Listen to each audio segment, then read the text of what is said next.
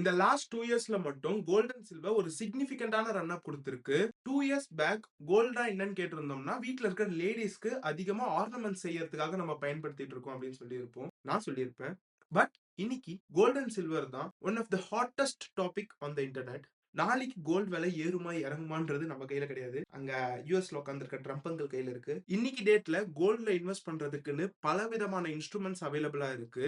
நான் பர்சனலா கோல்ட்ல எப்படிலாம் இன்வெஸ்ட் பண்றேன்றத பத்தின ஒரு டீடைல்டு வீடியோவா தான் இந்த வீடியோ இருக்க போகுது. Personally I am not a SEBI registered investment advisor. இந்த வீடியோ மூலியமா நான் என்னோட பர்சனல் எக்ஸ்பீரியன்ஸை தான் ஷேர் பண்றேன். இதன் மூலியமா இன்வெஸ்ட் பண்ணுங்கன்னு சொல்லி நான் யாரையும் வற்புறுத்த கிடையாது. Let's get into the video. Buying or investing in gold ரெண்டு பிராட் கேட்டகரிஸா பிரிக்கலாம். ஒன்னு பிசிக்கல் கோல்ட், இன்னொன்னு பேப்பர் கோல்ட். பிசிக்கல் கோல்ட்னா கோல்ட் நம்ம கையில இருக்க போது எய்தர் நம்ம ஜுவல்லரியா பர்ச்சேஸ் பண்ணிக்கலாம், இல்லாட்டி காயின்ஸ் ஆர் பார்ஸா அதை பர்ச்சேஸ் பண்ணிக்கலாம். அண்ட் பேப்பர் கோல்ட்ல ஒரு சில வகைகள்லாம் இருக்கு. அதெல்லாம் என்னன்றதை பார்ப்போம். First one ETF, second one mutual fund, third one digital gold and fourth one SGB sovereign gold bond. First physical gold பத்தி பார்க்கலாம். பிசிக்கல் கோல்ட நம்ம ரெண்டு வகையா வாங்கலாம்னு சொல்லியிருந்தோம் இல்லையா? ஒன்னு ஜுவல்லரியாவோ, இன்னொன்னு காயின்ஸ் ஆர் பார்ஸா வாங்கலாம். இது ரெண்டுத்துல எது ரொம்ப ப்ராஃபிட்டபிள் அப்படின்னு கேட்டீங்கன்னா காயின்ஸ் அண்ட் பார்ஸ் தான். ஏன்னு சொல்றேன். ஃபர்ஸ்ட் பிசிக்கலா நம்ம கோல்டு வாங்க போனாலே நமக்கு 3% ஜிஎஸ்டின்றத சார்ஜ் பண்ணுவாங்க.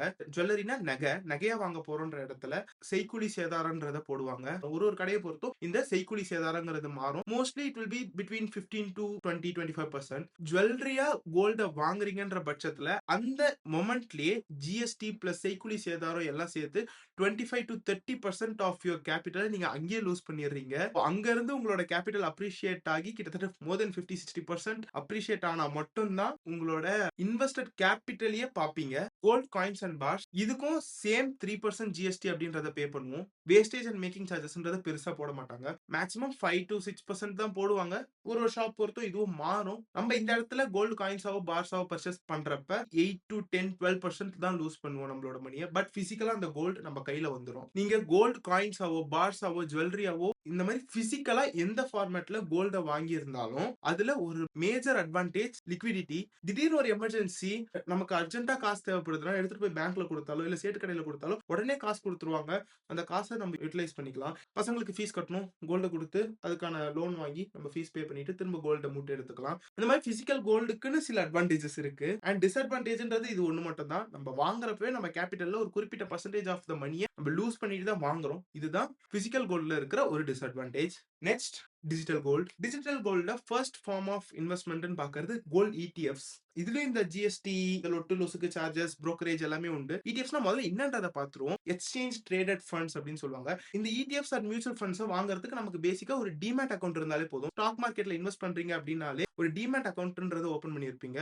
ஸோ அந்த டிமேட் அக்கௌண்ட் இருந்தாலே போதும், நீங்க ETFs அண்ட் மியூச்சுவல் ஃபண்ட்ஸ்ல தாராளமா இன்வெஸ்ட் பண்ணிக்கலாம். ETFs எப்படி ரெகுலேட் செய்யப்பட்டிருக்குன்னா, ₹100 ஒரு ETFல இன்வெஸ்ட் பண்றோம் அப்படின்ற பட்சத்துல அந்த ETF ஓன் பண்ற ஃபண்ட் ஹவுஸ் அவங்களோட லாக்கர்ஸ்ல அதுக்கான அமௌண்ட் ஆஃப் கோல்ட பொசஸ் பண்ணி வாங்கி லாக் பண்ணி வச்சுக்குவாங்க. This is how ETFs work. And இது வந்து completely regulated by the government of India. SEBI regulate பண்றாங்க. Securities and exchange board of India. ETFs and mutual funds are safest form of paper gold. Physical கோல்ட்ல வாங்குற மாதிரி 3% GST நம்ம பே பண்ண போறது கிடையாது. பை பண்றப்ப அதுக்கான சின்ன சின்ன டிரான்சாக்ஷனல் சார்ஜஸ் மட்டும் இருக்கும். அண்ட் அதை மேனேஜ் பண்றதுக்கு இயர்லி சார்ஜஸ் கொஞ்சம் பிடிச்சிப்பாங்க. அது போக பெரிய சார்ஜஸ் எதுவும் நம்ம பே பண்ண மாட்டோம். பட் அதை செல் பண்றப்ப கண்டிப்பா ஷார்ட் டர்ம் கேபிட்டல் கெயின் டாக்ஸோ லாங் டர்ம் கேபிட்டல் கெயின் டாக்ஸோ அது பே பண்ற மாதிரி தான் வரும். Even this applies to physical gold. அதுல பெரிய டிஃபரன்ஸ் மேக் பண்ண போறது கிடையாது. அடுத்ததா கோல்ட் ரிலேட்டடா இருக்கிற mutual funds mostly fund of ஃபண்ட்ஸா வேலை செய்யும். ETF சொன்னோம் இல்லையா, கோல்ட் பீஸ், கோல்ட் ETFs இது எல்லாமே ஒண்ணுதான். இந்த கோல்டு ETFs ஃபண்ட் ஆஃப் ஃபண்டா இந்த மியூச்சுவல் ஃபண்ட்ஸ் ஹோல்ட் பண்ணுவாங்க. If I want to invest in gold related ETFஸ்க்கு போயிருவேன். பேப்பர் கோல்டுன்ற பட்சத்துல இந்த கோல்ட் ரிலேட்டட் மியூச்சுவல் ஃபண்ட்ஸ்ல எக்ஸஸா நம்ம சில சார்ஜஸ் பே பண்ற மாதிரி வரும். எக்ஸ்பென்ஸ் ரேஷியோ பே பண்ற மாதிரி வரும் இந்த மியூச்சுவல் ஃபண்ட்ஸ்க்கு. I don't prefer gold related mutual funds. And moreover இந்த gold related mutual funds gold ETFs மட்டும் ஹோல்ட் பண்ண போறது கிடையாது. அது போக கோல்ட் ரிலேட்டடா இருக்கிற ஸ்டாக்ஸ், அதோட ரிலவென்ட் மார்க்கெட்ல இருக்கிற சில பல ஸ்டாக்ஸையும் ஹோல்ட் பண்ணக்கூடிய ஃபண்ட்ஸும் இருக்கும். இல்ல ETFs மட்டும் ஹோல்ட் பண்ணக்கூடிய ஃபண்ட்ஸும் இருக்கும். Do your own research before selecting any gold related mutual funds. Video shoot பண்றப்ப இந்த ஒரு விஷயத்த சொல்ல மறந்துட்டேன்.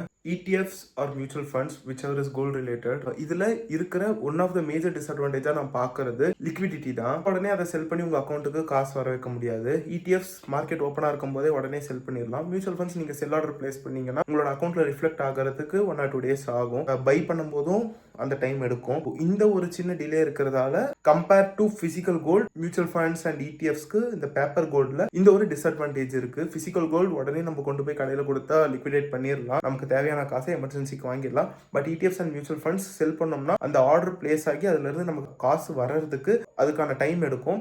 அண்ட் அதே போல மார்க்கெட் க்ளோஸ் ஆகி இருக்குன்ற பட்சத்துல அந்த செல் ஆர்டரை மார்க்கெட் ஓப்பன் ஆகுற வரைக்கும் வெயிட் பண்ணி தான் நம்ம பிளேஸ் பண்ணணும். இது ஒரு major disadvantage. The next form of gold is digital gold. Digital கோல்ட்னா ஒண்ணுமே கிடையாது. இன்னைக்கு பேடிஎம்ல, கூகுள் பேல நீங்க நிறைய அட்வர்டைஸ்மெண்ட்லாம் பார்த்திருப்பீங்க. இந்த தமிழ் யூடியூப் கம்யூனிட்டில ஆரா கோல்டு இந்த மாதிரியான பிளாட்ஃபார்ம்ஸ்ல கோல்ட பர்ச்சேஸ் பண்றது தான் டிஜிட்டல் கோல்டுன்னு சொல்லுவாங்க. ஸோ இந்த டிஜிட்டல் கோல்டு நீங்க ஒரு ஆப்ல இன்வெஸ்ட் பண்ணிட்டே போகலாம். அண்ட் அதுக்கான கோல்ட உங்களுக்கு விருப்பப்படுறப்ப அதை காயினாவோ, பாராவோ, ஜுவல்லரியாவோ உங்களோட வீட்டுக்கே டெலிவரி எடுத்துக்கலாம். அந்த டெலிவரிக்கு ஒரு இன்சூரன்ஸ் அண்ட் டெலிவரி சார்ஜஸ் இந்த மாதிரியான விஷயங்கள் எல்லாம் போட்டு தான் உங்க வீட்டுக்கு அந்த கோல்டு டெலிவரி ஆகும். இது சேஃபஸ்ட் ஃபார்ம் ஆஃப் இன்வெஸ்ட்மெண்ட்டான்னு கேட்டீங்கன்னா இட் டிபெண்ட்ஸ். நீங்க எந்த மாதிரியான அப்ளிகேஷன்ல இன்வெஸ்ட் பண்றீங்கன்றத பொறுத்து இருக்கு. அண்ட் அந்த அப்ளிகேஷன் ஓனரை பொறுத்து இருக்கு. ஏன்னா ரீசெண்டா செபி வந்து இதுக்கும் எங்களுக்கும் எந்த சம்பந்தமும் கிடையாது. இது ரெகுலேட்டட் பை செபி கிடையாது. எந்த ஒரு அரசு நிறுவனமும் இந்த டிஜிட்டல் கோல்டுன்றத ரெகுலேட் பண்ணல ப்ராப்பரா. ஸோ இந்தியால digital gold is not regulated. அதனால நான் பர்சனலா டிஜிட்டல் கோல்ட்ல இன்வெஸ்ட் பண்ண மாட்டேன். டிஜிட்டல் கோல்டு வாங்குறப்பயும் நம்ம 3% ஜிஎஸ்டிங்கிறத பே பண்ணுவோம். அதை நம்ம மோஸ்ட்லி டெலிவரியா நம்ம வீட்டுக்கே எடுத்துக்கலாம். இல்லாட்டி சம் அப்ளிகேஷன்ஸ்ல நம்ம அதை செல் பண்ணி நம்ம மணியாவும் கன்வெர்ட் பண்ணிக்கலாம். It depends on the application where you buy the gold. Last and ஃபைனலா இருக்கிற ஃபார்ம் ஆஃப் இன்வெஸ்ட்மெண்ட் தான் எஸ்ஜிபி. எஸ்ஜிபினா ஒன்றும் கிடையாது, சாவரின் கோல்ட் பாண்ட்ஸ். இது வந்து நம்ம கவர்மெண்ட் ஆஃப் இந்தியா RBI மூலமா ரிலீஸ் பண்ணாங்க. இந்த எஸ்ஜிபிக்கு இயர்லி நீங்க இன்வெஸ்ட் பண்ண அமௌண்ட்டுக்கு 2.5% இன்ட்ரெஸ்ட்டும் கொடுத்துட்டு இருந்தாங்க. அதுக்கு மேல கோல்டோட growthக்கு ஏத்த மாதிரி உங்களோட அமௌண்ட்டும் grow ஆக போகுது. அண்ட் இதுல ரொம்ப முக்கியமான விஷயம் என்னன்னா டாக்ஸேஷன் கிடையாது. பேசிக்கா இந்த எஸ்ஜிபியை வந்து வாங்கி நீங்க விக்கிறப்ப எந்த விதமான டாக்ஸும் அப்ளிகபிள் ஆகாது. ஒரு சில வருடங்களுக்கு முன்னாடி இதை இன்ட்ரடியூஸ் பண்ணாங்க. கவர்மெண்ட்டுக்கு இதனால 1 லட்சம் கோடி கிட்ட லாஸ்ன்னு பேசிக்கிட்டு இருக்காங்க. But after a point of time கவர்மெண்ட்டுக்கு இதுல நிறைய லாசஸ் வர ஆரம்பிச்சுன்றது தெரிஞ்சதுனால ரீசெண்டா எந்த ஒரு எஸ்ஜிபிஸும் ரிலீஸ் பண்றது கிடையாது. இந்த எஸ்ஜிபிஸை நீங்க செகண்டரி மார்க்கெட்ல வாங்கணும்னா வாங்கலாம். நான் அதை பர்சனலா இப்போ கன்சிடர் பண்ண மாட்டேன். அதுக்கான ரீசன் என்னன்றத சொல்லிடுறேன். ரீசெண்டா நடந்த பட்ஜெட் அனௌன்ஸ்மெண்ட்ல இந்த பாண்டை யார் ஃபர்ஸ்ட் வாங்குறாங்களோ அவங்க தான் அதை லாஸ்ட் வரையும் வச்சிருந்து ஹோல்ட் பண்ணி வித்திருக்கணும். அவங்களுக்கு மட்டும் தான் இந்த டாக்ஸ் எக்ஸம்ஷன் அப்ளிகபிள். இதுவே இடையில யாருன்னா கைமாத்தி இருந்தா வித்தவங்களுக்கும் டாக்ஸ், வாங்கினவங்களுக்கும் டாக்ஸ் அப்ளிகபிள் ஆகும். I don't think this is the right time to buy SGB. But still SGB secondary மார்க்கெட்ல அவைலபிளா இருக்கு. வேணும்ன்றவங்க அது கூட ட்ரை பண்ணி பார்க்கலாம். So these are the methods by which we can buy gold in India. இதுல நான் பர்சனலா ப்ரிஃபர் பண்ற மெத்தட் என்னன்னு கேட்டீங்கன்னா பிசிக்கல் கோல்டு மட்டும் தான். அண்ட் அது போக ETFs, கோல்டு ETFs நான் ப்ரிஃபர் பண்றது பிசிக்கல் கோல்டு மேல எல்லாத்துக்குமே எமோஷன் இருக்கும். காயினா வாங்க போனா அதை வாங்கணுமான்ற ஒரு மென்டாலிட்டி இருக்கும். பட் ETF வாங்கினா அதை என்னைக்கு வேணாலும் நம்ம வித்துடலாம். I personally prefer ETF for the sake of selling it. எனக்கு நான் விற்கிறோம்னு நினைக்கிற தங்கத்தை நான் ETF ஹோல்ட் பண்ணிப்பேன், இல்லைன்னா கோல்டு காயின்ஸா ஹோல்ட் பண்ணிப்பேன். அது போக நான் மோஸ்ட்லி கோல்டா வாங்கினா அது ஆர்னமெண்ட்ஸா தான் வாங்கணும்னு தோணும். பிகாஸ் அது எங்க அம்மாக்கோ எனக்கோ இல்ல இதுக்கோ யாரோ ஒருத்தருக்கு அதுவும் it is going to be emotion. நான் பர்சனலா பிசிக்கலா வாங்குற கோல்டை திரும்ப விற்க கூடாதுன்னு தான் வாங்குவேன். அது யாரா இருந்தாலும் அதான் பண்ணுவோம். வாங்குற கோல்டை திரும்ப விற்கிற மனப்பான்மை யாருக்குமே வராது. குறிப்பா நம்ம வீட்டுல இருக்க லேடிஸ் யாருக்குமே வராது. ETFல இருக்கிற காசை நான் கோல்டு காயினாவோ பாராவோ வாங்குறேன்னு சொன்னா என் வீட்டுல அதுக்கெல்லாம் ஒத்துக்க மாட்டாங்க. எனக்கு தேவையான ஃபண்ட், எனக்கு எப்பெல்லாம் விற்கணும்னு தோன்ற ஃபண்டை நான் ETF ஹோல்ட் பண்றேன். எனக்கு கோல்டா வேணும்ன்ற பட்சத்துல அதை நான் ஆர்னமெண்ட்ஸா பர்ச்சேஸ் பண்றேன். நல்லா புரிஞ்சுக்கணும், இந்த இடத்துல ETF எனக்கு ப்ராஃபிட் பண்ணாலும் நான் ஆர்னமெண்ட்ஸா வாங்குற இடத்துல 20 to 30% லாஸ் புக் பண்ணி தான் வாங்கிக்கிட்டு இருக்கேன்றத புரிஞ்சுக்கணும். அந்த இடத்துல நான் GST பிளஸ் அதுக்கு மேல மேக்கிங் சார்ஜஸ், செய்கூலி, சேதாரம் இந்த மாதிரியான பலதர விஷயங்கள் எல்லாம் பே பண்ணி வாங்க வேண்டியது வருது. அண்ட் இந்த பிசிக்கல் கோல்ட்ல நான் முக்கியமா ஒரு விஷயம் சொல்லணும்னு நினைச்சிட்டு இருந்தேன். சீட்டு போட்டு வாங்குறதுன்னு ஒரு மெத்தட் இருக்கு. நம்ம ஃபுல் கேஷ் கொடுத்து அன்னைக்கே கோல்டு வாங்கினா அன்னைக்கான 3% GST பிளஸ் மேக்கிங் சார்ஜஸ், சைக்கிளி சேதாரம் இதெல்லாம் பே பண்ணி வாங்கிடுவோம். அது தவிர்த்து மாத தவணையா 11 மந்த்ஸ்க்கு, 10 மந்த்ஸ்க்கு, 5 மந்த்ஸ், 6 மந்த்ஸ்னு பே பண்ணிட்டு வருவாங்க. மாசம் 10,000, 20,000, 30,000 பே பண்ணி ஒரு பர்டிகுலர் டைம்க்கு அப்புறமா அந்த கோல்ட பர்ச்சேஸ் பண்றப்ப செய்கூலி சேதாரத்துல டிஸ்கவுண்ட் பண்ணி தருவோம். இல்ல செய்கூலி சேதாரமே கிடையாது, இல்ல லாஸ்ட் மந்த் ப்ரீமியம் நாங்க பே பண்ணுவோம் அப்படின்னு சொல்லிலாம் நிறைய ஆப்ஷன்ஸ் இருக்கு, இருந்திருக்கு. ஃபுல் கேஷ் பே பண்ணி வாங்குறீங்கன்ற பட்சத்துல அந்த எந்த ப்ராப்ளமும் கிடையாது. அந்த இடத்துல உங்க கோல்டு உங்க கையில வந்துரும். பட் இந்த மாரியான சிட்ஸ்ல போறப்ப, அந்த ஓனர் நம்ப தகுந்தவரான்னு பார்த்துக்கோங்க. அவரு ஓடி போயிட்டாருன்னா, ஒண்ணுமே பண்ண முடியாது.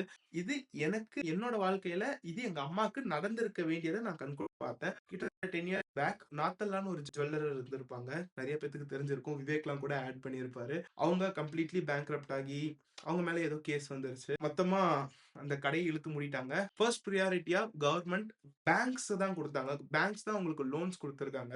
ஸோ பேங்க்ஸ் தான் அவங்களோட மொத்த சொத்துக்களையும் லாக் பண்ணி, அவங்களுக்கானத எடுத்துப்பாங்க. அதுக்கப்புறம் தான் இந்த மாரி சிட்டு போடுறவங்களுக்கு, மேல இன்வெஸ்ட் பண்ணவங்களுக்குலாம் வரும். ஸோ இன்வெஸ்டர்ஸ்க்கு எப்பயுமே லாஸ்ட் பிரையாரிட்டியா தான் இருக்கும். ஸோ எப்பயுமே நல்லா யோசிச்சு முடிவு பண்ணி எடுங்க. நீங்க இந்த மாதிரியான சிட் போடுறதா இருந்தா. நான் சிட் தான் போடுறேன். பட் ட்ரஸ்டடா இருக்கிறவங்க கிட்ட போட்டுக்கிறேன். Think twice before you invest. நம்ம மணி நம்ம கிட்ட இருந்தா எப்பயுமே சேஃபா இருக்கும். அத இன்னொருத்தவங்க கிட்ட குடுத்துட்டு, அதுக்கான பொருளும் வராம வெறும் பேப்பர வச்சுட்டு நம்ம ஒண்ணும் பண்ண முடியாது. அந்த பேப்பர எடுத்துட்டு போய் நம்ம நாளைக்கு பேங்க்ல குடுத்தாலும், பேங்க் அதுக்கு வட்டி தர மாட்டாங்க. கோல்ட வச்சா வட்டி வரும். ஸோ பார்த்து இன்வெஸ்ட் பண்ணுங்க. கோல்டு வச்சா லோன் வரும். சாரி, வட்டி வராது. லோனும் விக்கலாம், வாங்கலாம், என்ன வேணாலும் பண்ணலாம். யோசிச்சு இன்வெஸ்ட் பண்ணுங்க. நம்ம கேப்பிட்டல் நமக்கு ரொம்ப முக்கியம். இந்த மாரியான ஹைலி ஃப்ளக்சுவேட்டிங் மார்க்கெட் சினாரியோஸ்ல ஒரு பியர் மார்க்கெட்ல கோல்ட் அண்ட் சில்வர் இப்படி அதிகமா அன்சர்டனா இருக்கிற இடத்துல உங்களுக்கு அத்தியாவசியமா தேவைப்படக்கூடிய கேபிட்டல், மெடிக்கல் எமர்ஜென்சிக்காக சேவ் பண்ணி வச்சிருக்க, இல்ல பசங்க படிப்புக்காக சேவ் பண்ணி வச்சிருக்கன்ற கேபிட்டலை கொண்டுட்டு போய் தேவையில்லாம ஒரு ஃபோமோல, ஃபியர் ஆஃப் மிஸ்ஸிங் அவுட்ல இந்த மாதிரியான அரிய வகை ஆப்பர்ச்சுனிட்டி திரும்ப வராது, கோல்டு திரும்ப இந்த பிரைஸ்க்கு வராது, சில்வர் திரும்ப இந்த பிரைஸ்க்கு வராது, இந்த மாதிரியான ஸ்டாக்ஸ் எல்லாம் இப்ப கிடைக்காதுன்னு யாருன்னா சொல்றாங்கன்னு சொல்லி எடுத்துட்டு போய் உங்களோட அத்தியாவசியத்துக்கு தேவைப்படுற பணத்தை போட்டு மாட்டிக்காதீங்க. அது போக ரிஸ்க் எடுக்கிறேன்னு சொல்லி லெவரேஜ் பண்றது, போய் கடன் வாங்குறது, கடன் வாங்கி இன்வெஸ்ட் பண்ற ட்ரை பண்றது கேட்கறதுக்கு ரொம்ப நல்லா இருக்கும். 2x ஆயிடும், 3x ஆயிடும்ட்டு ஒரு வாட்டி சறுக்கிட்டா திரும்ப எந்திரிக்கிறது ரொம்ப கஷ்டமா இருக்கும். ரொம்ப கால்குலேட்டடா உங்களோட ரிஸ்க் எடுங்க. இது என்னோட பர்சனல் அட்வைஸ். நான் உங்களை அடுத்து இன்னொரு வீடியோல பாக்குறேன். Until next time, by.